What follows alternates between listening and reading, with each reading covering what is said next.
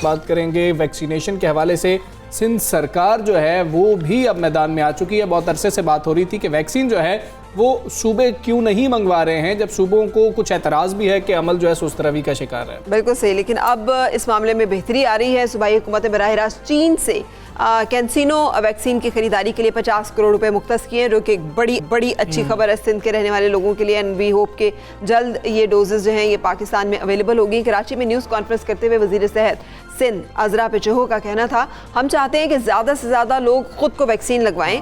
हमारे यहाँ वैक्सीनेशन का अमल बहुत सुस्त है क्योंकि हमें कम तादाद में डोजेज मिल रही हैं। उनका कहना था हमें जैसे ही मजीद वैक्सीन मिलेगी वैक्सीनेशन सेंटर्स की तादाद में इजाफा कर देंगे। हाँ जी बिल्कुल ऐसी है। वो इसलिए कर रहे हैं कि ताकि यूनियन काउंसिल्स की सतह तक रसाई भी हासिल हो सके। और सूबाई वज़ीर सेहत ने अवाम पर जोर भी दिया है कि SOPs का तो आप लोग ख़ास ख्याल रखें, क्योंकि पंजाब में जो मौजूद वायरस है उसकी बरतानवी किस्म अगर सिंध में आ जाती है तो वहाँ पर भी तबाही मच सकती है, जो कि बिल्कुल दुरुस्त बात है।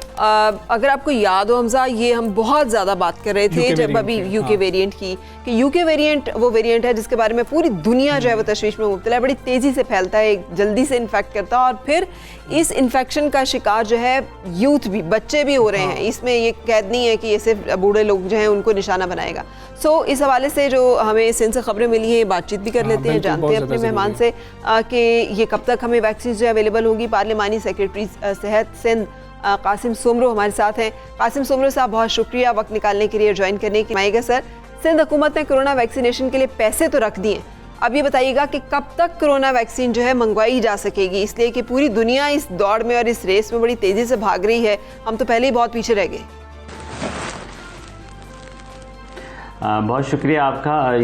बिल्कुल आपकी बात दुरुस्त है और ये हमारा पहले दिन से इंटेंट था कि जी किसी तरीके से भी हमें वैक्सीन मिले। और हमने उस वक्त भी गवर्नमेंट ऑफ पाकिस्तान को थ्रू NCOC रिक्वेस्ट की थी कि हमें आप परमिशन दें सो दैट हमें ये एग्रेसिवली जो है वो फेडरल वफाकी हुकूमत को मिल के काम करना चाहिए था। लेकिन बस देर आए दुरुस्त वाला काम है। कल हमें 1-2 दिन पहले उन्होंने कहा है कि आप वैक्सीन अगर एक्वायर करना चाहते हैं तो आप कर सकते हैं। हमने ड्राफ्ट से रिक्वेस्ट की है कि हमें आप जो हैं वो एक प्राइस सीलिंग का बता दें सो दैट हम उस हिसाब से जो है वो वैक्सीन एक्वायर करें। हमने 500 मिलियन अपने बजट से एलोकेशन रखी है कि जैसे ही हमें प्राइस सीलिंग बताएगा तो हम ऑर्डर प्लेस कर देंगे, क्योंकि गवर्नमेंट ऑफ पाकिस्तान ने जो है वो चाइना से 2 मुख्तलिफ कंपनी से वैक्सीन एक्वायर की है।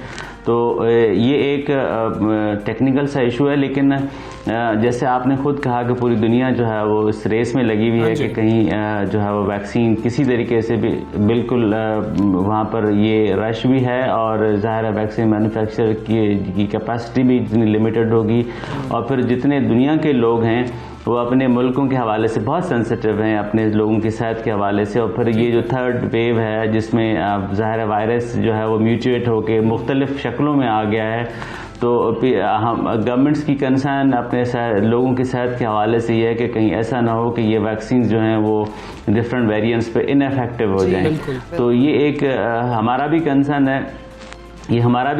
है, हमने ये कंसर्न जो है वो NCOC के प्लेटफॉर्म पर हमारे जितने भी बाकी इदारे और वफाकी हुकूमत जहाँ बैठते हैं और ख़ुद प्राइम मिनिस्टर साहब जहाँ बैठते हैं तो हमने उनसे साथ भी शेयर किया, हमारे एप्रीहेंशंस हमने शेयर किए। कल हमारे वज़ीर आला साहब, हमारी हेल्थ मिनिस्टर साहबा दोनों ने ये बिल्कुल हमने कहा कि जी हमारा प्रीवियस एक्सपीरियंस है जहाँ में सिंध ने लीड लिया था और हम ये चाहते हैं कि हम वही एक्सपीरियंस में देखें। ये एक प्लेटफॉर्म है और ये बीमारी जो है वो सबके लिए उतनी ही नुकसानदेह है। जो ये मज़हब नहीं देखती, ये नस्ल नहीं देखती, ये कौम नहीं देखती और ये जो है वो किसी एज ग्रुप के लिए लिमिटेड नहीं है। ये भी बता दीजिएगा कि सुबह सिंध पहले ही ये कह रहा था कि वफाक की जानिब से हमें वैक्सीन उस तरीके से नहीं मिल रही है जिस तरह से दीगर सूबों को मिल रही है, रफ्तार बहुत ज़्यादा सुस्त है। फिर आपने ये खुद फैसला कर लिया कि आप लोग वैक्सीन जो है मंगवाएंगे। जब आप वैक्सीन मंगवा लेंगे तो उसके बाद ये रफ्तार ज़्यादा सुस्त होने का आप लोगों को अंदेशा तो नहीं? ऐसी सूरत हाल में कैसे निपटा जाएगा?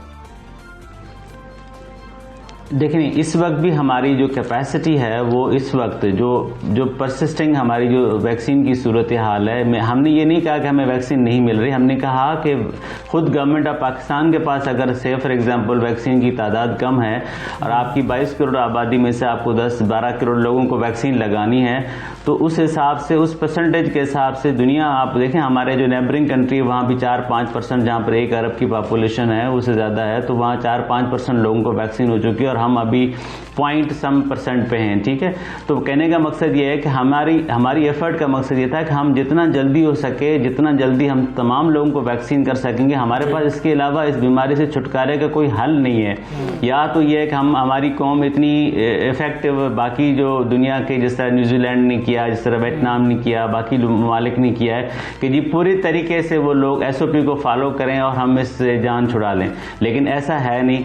हम जो आपने खुद अपने बहुत सारे प्रोग्रामों में खुद देखा है कि हमारे लोग जो SOPs को उस तरह से फॉलो नहीं करते। हम उसी तरह से शादियों में जाते हैं, हम उसी तरह से बाज़ारों मार्केट में जाते हैं, हमारे स्कूलों में भी जो है वो उसी तरह से SOPs को फॉलो नहीं हो रहा, हमारे घरों में, हमारे मोहल्लों में तो हम उसको, हमारे पास दूसरा हाल ये है कि हम पूरी तरीके से पूरी कौम को 80% प्लस लोग जो है पॉपुलेशन को वैक्सीन करेंगे। तो गवर्नमेंट ऑफ सिंध का इंटेंट ये था कि हम वो जो वफाक एफर्ट ले रही है हम उसमें अपना इनपुट भी डालें, हम अपने तरफ से जो है ना अपने सूबे के लिए एक एक्स्ट्रा एफर्ट करें ताकि हम लोगों को पूरे लोगों को वैक्सीन कर सकें। इस वक्त भी हमारी कैपेसिटी, इस वक्त भी हम 30,000 लोगों को डेली वैक्सीन करने की है और हम इस कैपेसिटी को बड़ी हद तक बढ़ा सकते हैं प्रोवाइडेड कि हमारे पास वैक्सीन अवेलेबल हो। बिल्कुल सही। सर, एक जो गुफ्तगू चल रही है ना वो वैक्सीन, कौन सी वैक्सीन का भी चल रहा है।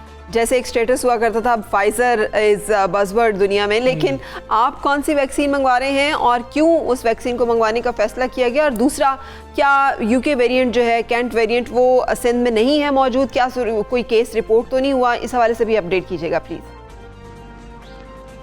देखें, हमने वैक्सीन की इस वक्त दुनिया में, जैसे आपने कहा कि जो वैक्सीन जो वो बहुत महंगी वैक्सीन हैं और हम इतना बड़ा जो है वो उस तरह से अफोर्ड नहीं कर सक रहे, तो हमने जो है वो हमारे जो हमारे पास चाइनीज़ वैक्सीन है वो बहुत इफेक्टिव है। उससे जो एंटीबॉडीज़ जो लोगों की जिस तरह से जो हमारे डॉक्टर्स से पैरामेडिक्स को जिस तरह लगी हैं, उसके बाद उनके जो रिजल्ट्स आए हैं वो बहुत अच्छे हैं। तो द वैक्सीन्स आर इफेक्टिव। दूसरी सबब ये है कि देखें, जैसे आपने कहा कि UK वेरिएंट है, ये UK वेरिएंट ये पहले डिसीजन हुआ था कि जैसे कोई भी शख्स वहाँ से आएगा तो उसको आप क्वारंटीन करेंगे, आइसोलेट करेंगे, और वो फोर्स आइसोलेशन या क्वारंटीन हो तो भी करना है, क्योंकि आप इतना बड़ा ये जो जिस तरह से वो इन्फेक्शस है, आप इतना बड़ा रिस्क अपने मुल्क में नहीं ले सकते जहाँ पर आपके लोग उस तरह से उन पाबंदियों को फॉलो नहीं करते। तो अब ये अनफॉर्चुनेटली हुआ कि कराची के अंदर जब इस तरह के लोग आए तो 17-18 की उस वक्त जो पहले तादाद थी, तो हमने उनको फोर्स जो है आइसोलेशन में रखा। जब वो इशू जो है वो बड़ी हद तक हमने इस पे कंट्रोल किया और अल्लाह का शुक्र है कि सिंध जो है वो काफ़ी हद तक, सिंध बलूचिस्तान में ये वेरिएंट जो है वो उस तरह से नहीं पाया जाता। लेकिन अब वहाँ पर जिस तरह से पंजाब में या इस्लामाबाद में, ख़ास तौर पर कश्मीर से में जो लोग वहाँ से आए और उनको जो है वो किसी तरीके से यूँ आज़ाद छोड़ा गया, और आज़ाद छोड़ने का नुकसान ये हुआ कि अब वहाँ से लोग, अगर बाहर से लोग नहीं भी आ रहे तो जो कम्युनिटी स्प्रेड है वो इतना ज़्यादा है। और फिर हम अभी भी मिक्स मैसेज दे रहे हैं कि जी लॉकडाउन होना चाहिए, नहीं होना चाहिए, हम किस तरह से पाबंदियां लगाएं, किस तरह से ना लगाएं। हमने कल भी ये रिक्वेस्ट की है प्राइम मिनिस्टर को, हमारे वज़ीर आला साहब ने कहा है कि आप इंटर प्रोविंशियल कम्यूटेशन गुड्स को छोड़कर जो पब्लिक ट्रांसपोर्टेशन है, पब्लिक आपका जो मैसेज है वो आना जाना है, उसको आप किस तरह से हम कर्टेल करें, हम इसको बंद करें, इंटरसिटी बंद करें, ताकि हम स्प्रेड साइकिल को तोड़ सकें।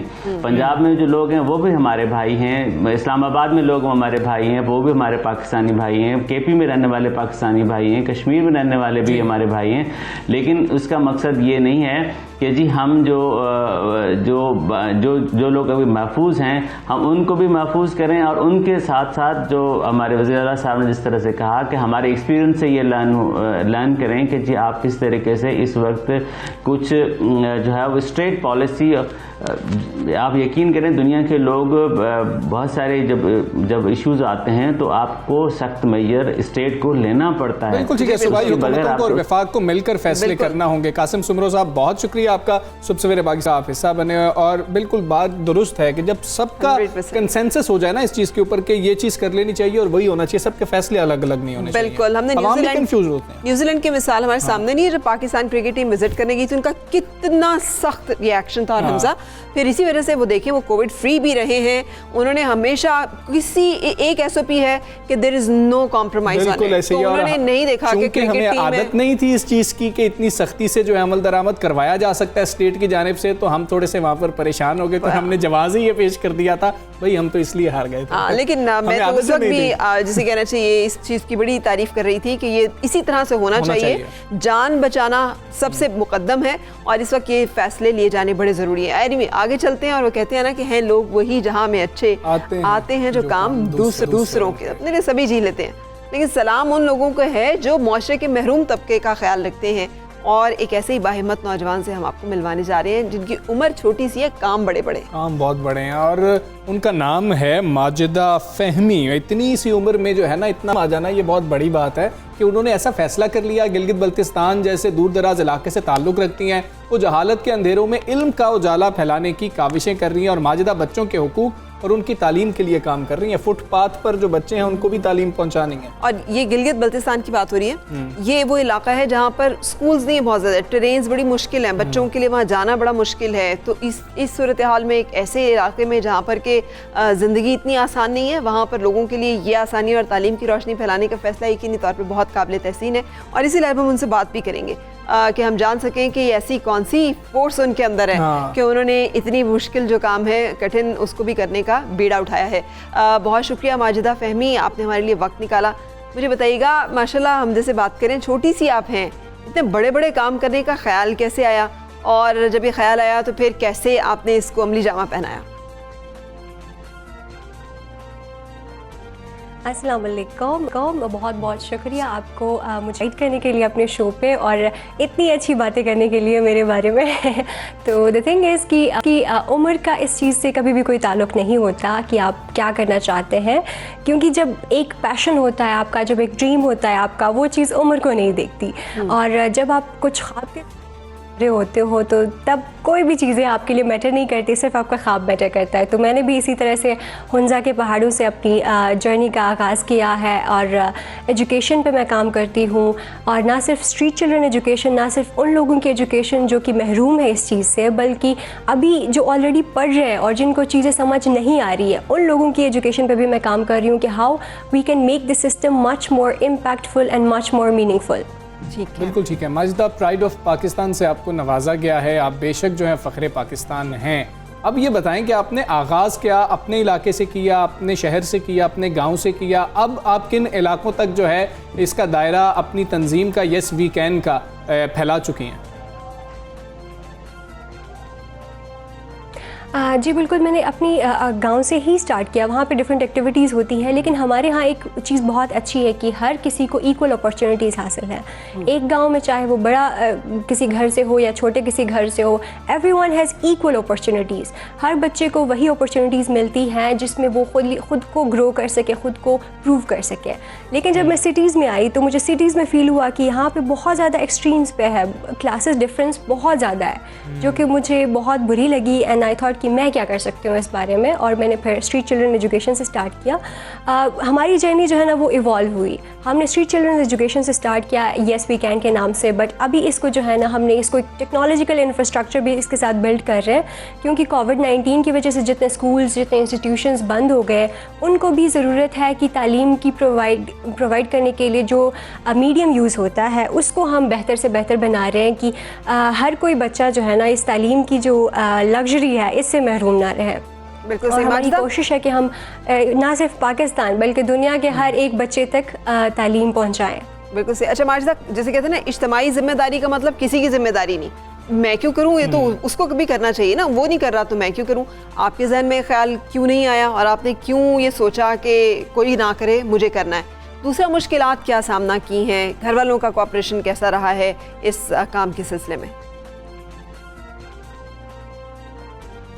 जी बिल्कुल, होता यही है कि हम एक दूसरे को देख रहे होते हैं कि गवर्नमेंट हमारी हेल्प कर दे, कोई एनजीओ आके हमारी हेल्प कर दे, और हम एक चैरिटी बेस्ड मॉडल पे यूजुअली पाकिस्तानियों का माइंडसेट है। बट इस चीज़ को हम डेवलप कराना चाहते हैं, and I have taken a lot of inspiration from my community leaders, जिन्होंने हमें ये चीज़ सिखाई है कि हमने खुद सेल्फ सस्टेनेबल होना है, खुद दूसरों को देना है, and we have to start giving. And yes, problems तो बहुत सारी आई हैं which we can't even describe on such platforms, but the thing is कि जो पैशन आपका जब स्ट्रॉन्ग होता है तो ये प्रॉब्लम्स मैटर नहीं करती। ठीक है माजिदा, जो बहुत ज़्यादा अहम चीज़ जब भी हम कुछ करने जा रहे होते हैं वो फाइनेंसेस होते हैं कि आपको एक अच्छा खासा जो है ना, मतलब कि हम कहें कि पीछे से आपको स्ट्रॉन्ग फाइनेंस करने वाला कोई शख्स चाहिए होता है। आप किस तरीके से चला रही हैं इसको ऑर्गेनाइजेशन के लिए? क्या लोग भी आपको कुछ रकम अतिया करते हैं? जी बिल्कुल, शुरू में तो हम इसी मॉडल पे चलते थे कि हम अनाउंस कर देते थे और लोग हमारी हेल्प के लिए पहुंच जाते, बिकॉज पाकिस्तानी जो अवाम है ना, वो कौम जो है ना, वो बड़ी चैरिटेबल है, दिल देने वाली जो कौम है ना, वो पाकिस्तान की है। बट इसको अभी हमने बिजनेस सोशल एंटरप्राइज मॉडल पे हम ले आए हैं, जिसका मतलब है कि माशरे का एक अहम प्रॉब्लम भी सॉल्व हो रहा है और उससे कुछ मिनिमल चार्जेस हम कर रहे हैं जिससे वो बिज़नेस सेल्फ सस्टेनेबल हो। सो ये हमारा मेन गोल है। बिल्कुल सही। अच्छा माजिदा, जब हम बार बार रेफ़र करें आपकी एज को, आपने सही कहा कि उम्र जो है उसका ताल्लुक़ नहीं है किसी भी चीज़ के साथ, लेकिन एक तरह से ताल्लुक़ है। ये उम्र होती है ज़रा जैसे कहना चाहिए लाउबालीपन की, अपनी सेल्फ सेंटर्ड होने की, अपने बारे में सोचने की। सो आप अपने बारे में भी सोचती हैं, अपने बारे में भी प्लान करती हैं, या फिर ये थॉट जो है ये लोगों के लिए ही है कि मैंने अपने प्रोजेक्ट को आगे ऐसे बढ़ाना है, लोगों के लिए ये करना है? एक बात वैसे मैं कहूँगी कि मैं अपनी खुशी जब दूसरों में ढूंढते हैं ना, तो वो सबसे ज़्यादा मेरे लिए एजाज़ की बात होती है कि हम अब सेल्फिश नहीं होते। Selfish in the sense, I mean the selfish way कि हम दूसरों के लिए जब कुछ करते हैं और वो जो खुशी मिलती है उससे मुझे ज़्यादा खुशी मिलती है। This is my mental makeup कि हमने जो है ना दूसरों को लिए करके फिर अपने आप को खुश करना है, जिसकी वजह से जो है ना तरक्की भी मिलती है, ऊपर वाला भी देता है और माशरे के। और देखिए कि अभी इतनी ज़्यादा इज़्ज़त अफजाई हो रही है, हमारे पूरे नेशनल लेवल पे हमें जो है ना रिकग्नाइज किया जा रहा है। इससे बड़ी खुशी मेरे लिए और कुछ भी नहीं है। ठीक है माजिदा, हमें अपनी टीम के बारे में भी आप थोड़ा सा बताएं। अकेले शुरू किया था, कुछ लोग साथ थे, अब आपकी टीम जो है कितने अफराद पर मुश्तमिल है? जी बिल्कुल, शुरू तो हमने बिल्कुल कुछ फ्रेंड्स के साथ ही किया था, एंड उसकी जर्नी जो है ना बहुत ज़्यादा इवॉल्व होती गई। बट नाउ मेरे पास पूरे पाकिस्तान के हर एक रीजन से लोग मौजूद हैं, बहुत ही ज़्यादा डाइवर्स लोग मेरे साथ कनेक्टेड है, चाहे वो पख्तून हो, कश्मीरी हो, पंजाब हो, कराची हो, सिंध हो, जिस तरह से भी हो वो लोग हमारे साथ कनेक्टेड है।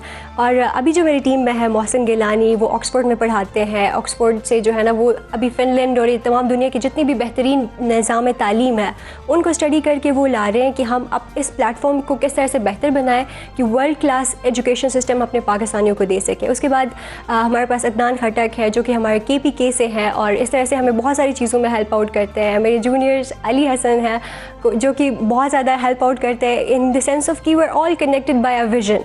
हम सब का एक ही विजन है और टीम भी मल्टीपल है, बहुत ज़्यादा लोग हैं, I can't even name them all, but the thing is कि we are all connected by a vision, and the vision is कि हमने equal opportunities and equal education opportunities सबको देनी है। बहुत शुक्रिया Majida Fahmi, wish good luck. तो आपने इनिशिएटिव लिया है, ये एक बड़ा कमाल किस्म का फ़ैसला है, अल्लाह ताला उसमें आपके लिए आसानियाँ करे। और वो मुझे शेर याद आ गया, मैं अकेला ही चला था जानिबे मंजिल, लोग मिलते गए कारवां बनता गया। सो इनिशिएटिव जो ना आपने पहला कदम लेना होता है और फिर अल्लाह ताला की तरफ से आसानियाँ हो जाती हैं। अच्छा, इस तरह के इनिशिएटिव जो हैं वो मुख्तलिफ मकामात पे जो हैं लोग लेने की कोशिश करते हैं। फैसलाबाद की एक रिहायशी खातून है जो बेआसरा जानवरों के लिए मसीहा का किरदार अदा कर रही हैं, ताहिरा रसूल इनका नाम है। अच्छा, और ये भी यकीनी तौर पर बहुत ही सब्र आज़मा काम है। एक ऐसे मौसम में जहाँ इंसानों का ख्याल करना जो है वो मुश्किल है और वहाँ पे आप जानवरों का एहसास करें, ये इस पे लोग भी एक लम्हे के लिए चौंक भी जाते हैं और रुक भी जाते हैं। लेकिन उन्होंने इसमें सोच विचार से काम लिए बगैर गरीब मोहल्ला में जो आवारा फिरते हमें जानवर दिखाई देते हैं ना, उनके लिए मखसूस पनाहगाह बना रखी है जहाँ उन्हें खाना दिया जाता है, उनका इलाज किया जाता है, उनके लिए खुसूसी तिब्बी अमला भी तैनात है। तो इस हवाले से एक रिपोर्ट हमने बनाई है, वो दिखा दें। करो मेहरबानी तुम अहले जमीन पर, खुदा मेहरबान होगा अर्शे बरी पर। बेआसरा, भूखे और प्यासे गली मोहल्लों में आवारा फिरने वाले जानवरों को पनाहगाह मिल गई। जानवर खाने पीने और इलाज मुआवजे की फिक्र से भी आजाद हो गए। गटवाला में ताहिरा रसूल नामी खातून ने जानवरों की मोहब्बत में शेल्टर होम बनाकर मसीहाई की आला तरीन मिसाल कायम कर दी, जहाँ बिल्लियों और कुत्तों को साफ सुथरी गजा और आरामदेह माहौल फराहम करके पाला पोसा जा रहा है। यहाँ पर अल्ट्रासाउंड मशीन है और एक्सरे मशीन है, तो उनको यहाँ पर जो भी किसी भी किस्म की स्पेशल डॉक्टर्स हैं यहाँ पर, तो उनको हर तरह की सहूलत दी जाती है। हर तरह की उनकी ICUs बने हुए हैं, उनके लिए नाइस प्रॉपर केजेस हैं, जो भी जिस तरह की उनकी उस वक्त ज़रूरत होती है वो उनको दी जाती है। शेल्टर होम में लाए गए जानवर ताहिरा रसूल से मानूस हो चुके हैं, इसीलिए तो अंदर दाखिल होते ही सब अपनी मोहसिना से मोहब्बत का इजहार करते हैं। गली मोहल्लों में इंसानों पर भौंकने और काटने को दौड़ने वाले जानवर यहाँ आकर मस्बत इंसानी रवैयों से रोशनास होते हैं तो इनकी आदतें भी बदल जाती हैं। ताहिरा रसूल के साथ इस मंसूबे में जानवरों के डॉक्टर्स और शोबा वेटरनरी के तलबा भी शामिल हैं। मंसूबे के आगाज में ताहिरा जानवरों को इलाज मुआवजे के बाद आजाद छोड़ देती थी, लेकिन इंसानी रवैया देखते हुए उन्होंने जानवरों को मुस्तकिल यही रखने का तहैया कर लिया है। इस एनिमल वेलफेयर फाउंडेशन में जानवरों के लिए अल्ट्रासाउंड मशीन और एक्सरे की सहूलत भी रखी गई है। हम पर डे 2 to 3 ऑपरेट करते थे, वो भी हम उसको भी समझते थे कि ये बहुत बड़ी बात है, लेकिन अब 2 से 3 ऑपरेट पर डे करने से अब ये पॉपुलेशन इतनी जल्दी तो हमारी वो कवर नहीं कर सकते थे। फिर हमने अपनी ऑपरेशन कैपेसिटी इंक्रीज़ की।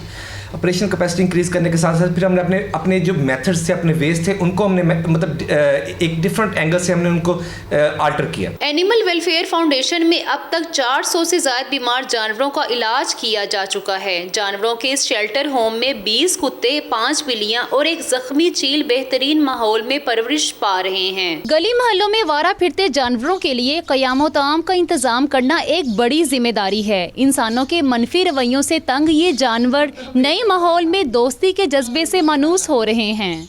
कैमरामैन जाहिद मलिक के साथ शाइस्ता शेख, 92 न्यूज़, फैसलाबाद। पाकिस्तान ने ये जो है खुसूसी रिपोर्ट और बहुत खूबसूरत रिपोर्ट जो है वो तैयार किया। और रहम एक ऐसा जज्बा है कि जिसकी हमें बहुत ज़्यादा ताकीद की गई है कि रहम आज जब तक आपके अंदर मौजूद है, आपको हमदर्दी आपके अंदर मौजूद है, एहसास की दौलत से आप मुज़य्यन है, तो दोबारा हम आज फिलहाल तीसरी दफ़ा इस बात को रिपीट करें। तुमने शुरू में की कि अपनी तकलीफ़ महसूस हो तो आप जिंदा है, किसी दूसरे की तकलीफ़ महसूस होती है तो अंदर मौजूद वो इंसान, वो रूह भी जिंदा है जो अल्लाह ताला ने भेजी थी इस दुनिया में अपना खलीफा बना। बिल्कुल ऐसे ही हम एक ब्रेक लेंगे, ब्रेक के बाद आपको फिर मिलते हैं।